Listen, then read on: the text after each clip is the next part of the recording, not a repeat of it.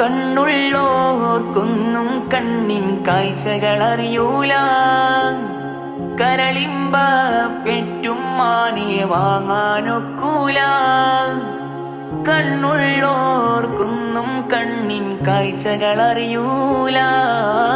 കരളിമ്പ പെറ്റും മാനെ വാങ്ങാനൊക്കൂല.